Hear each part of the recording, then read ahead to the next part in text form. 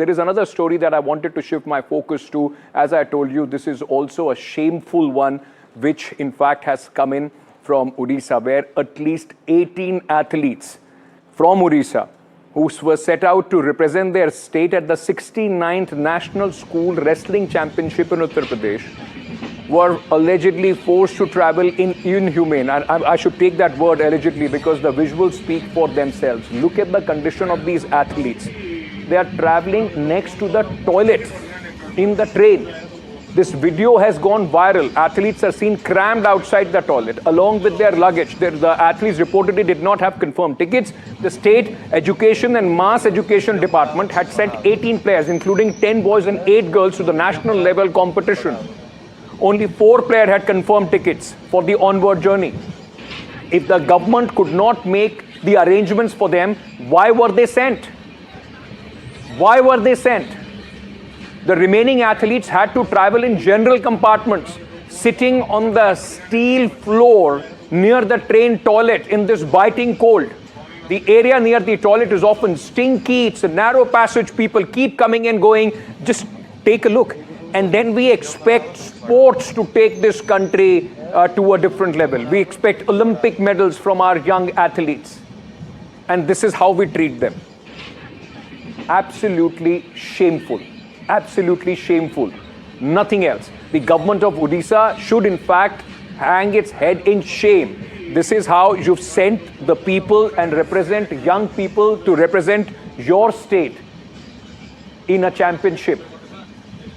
Sunita Godara is an Asian marathon champion who is joining me at this moment. So is Dr. Krishna Punia, Olympian international gold medalist, Indian discus thrower, a 2 times Olympic participant. Thank you so much to both of you for joining me. Krishna ji, I want to ask you this. You know, this is not the first time I have played out visuals like these on my television screen of young athletes being thrown in the most difficult situation. Toilet के पास बैठ के जा रहे हैं train में, किस तरह की उन लोगों को सुविधाएं मिलती हैं, and the response from the government is कि कंफर्म टिकट नहीं था इसलिए जनरल में भेज दिया. This is the priority that we give to sports in this country. Ankit ji, ये बहुत शर्मनाक है हमारे देश के लिए. एक तरफ से तो सरकार कहती है कि हम ओलंपिक हमारे देश में कराना चाहते हैं, और दूसरी तरफ से इस तरीके की व्यवस्था खिलाड़ियों के लिए ट्रेन की टिकट तक हम दे नहीं सकते हैं, और ओलंपिक के मेडल की बात हम करते हैं. और जो बच्चा अपने संघर्ष से कोई पदक जीत के आ जाता है तो ये लोग फोटो खिंचवाने आगे आ जाते हैं. बड़े शर्मनाक वीडियो ये जो हम देख रहे हैं. हमें इस पे बड़ा शर्म महसूस हो रही है कि आज कॉमनवेल्थ और ओलंपिक की बात की जाती है कि भारत में होना चाहिए. दूसरी तरफ से कहाँ बुलेट ट्रेन की बात चलती है और वंदे भारत की बात चलती है, और यहाँ पता लगता है कि आम आदमी की पहुंच वहां तक नहीं है.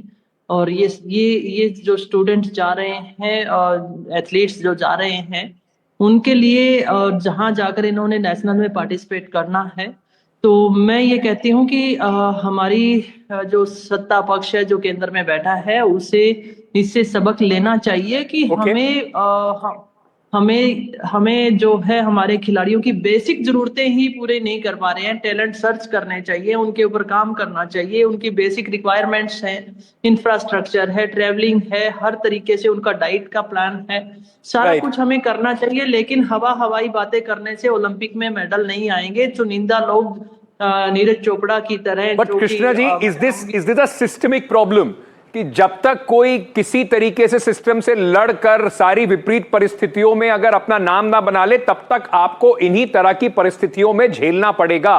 ये आपकी सिस्टमिक प्रॉब्लम है इस देश की. बिल्कुल, ऐसे परिस्थितियों से हमें गुजरना पड़ता है. और ये तो बहुत चुनिंदा कोई वीडियो हमारे सामने आ जाती है, और हमारा खिलाड़ी हर रोज ऐसी परिस्थितियों से लड़ता है.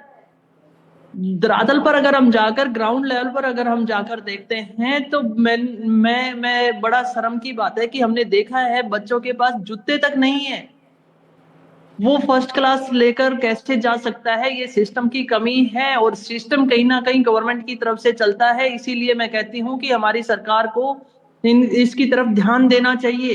किसकी जिम्मेदारी होती है मैम इस तरह के इवेंट्स में जब बच्चों को भेजा जाता है? तो क्या जिम्मेदारी एजुकेशन बोर्ड की जिसने इनको भेजा है, सरकार की जो वहां पर ये इस तरह के इंतजाम कराती है, उनकी जिम्मेदारी नहीं होनी चाहिए कि इंश्योर करें कि इनको कम से कम कंफर्म टिकट मिले? होनी चाहिए, बिल्कुल होनी चाहिए, और सरकार का उसकी तरफ ध्यान जाना चाहिए। अगर सरकार उस पर एक्शन नहीं लेगी तो कल फिर दोबारा से ऐसे वीडियो जारी होंगे। आप देख सकते हैं कि जयपुर जैसे शहर के अंदर खेलो इंडिया इंटर यूनिवर्सिटी गेम्स जब हुए हैं, एक एक खिलाड़ी वहां पर दौड़ रहा था क्योंकि सिस्टम की कमी थी। कहीं ना कहीं खेल मंत्रालय की अनदेखी थी। करोड़ों करोड़ों वहां पर रुपए जाया हुए, और एक तरफ से मैं कहती हूँ कि यहाँ पर हमारे बच्चों को टिकट तक नहीं मिल पा रही है रेलवे टिकट्स में, जिसमें अच्छे से वो ट्रेवल कर सके। तो आप ट्रेवल ही नहीं कर सकते हैं तो पदक कैसे जीतेंगे? Is this the failure of the Khelo India movement as well? Because आप कोशिश कर रहे हैं ग्रास रूट से खिलाड़ियों को प्रोत्साहित करने की, क्या उसका फेलियर नहीं है अगर बच्चों को इस तरह की सुविधाएं मिल रही हैं? ये सुविधा है कि आप टॉयलेट के साथ बैठकर आइए, इवेंट खेलकर आइए, और सर्दी में ठिठुरते हुए टॉयलेट के पास बैठकर वापस आइए। बिल्कुल सही बात है। सिस्टम जब चलता है तो सिस्टम के ऊपर किसी ना किसी व्यक्ति की जिम्मेदारी है ना। क्या वो अपनी जिम्मेदारी से आंखें बंद करके बैठे हैं?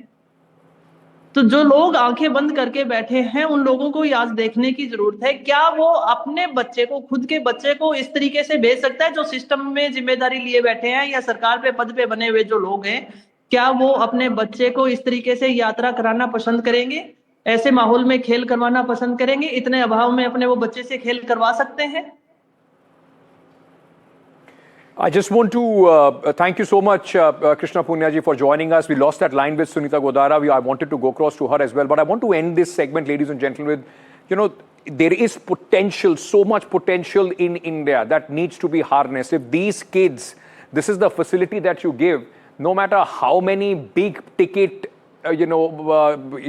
celebrations or big ticket programs you bring to the country, whether it is the Commonwealth Games or even the Olympics, nothing absolves you of this shame. At one point of time, remember, it was Naveen Patnaik, the former chief minister of Odisha, who in fact the government went and supported hockey, and in the same state which took pride in supporting the Indian hockey team, the whole sport for many, many years, athletes, wrestlers are sent in this fashion.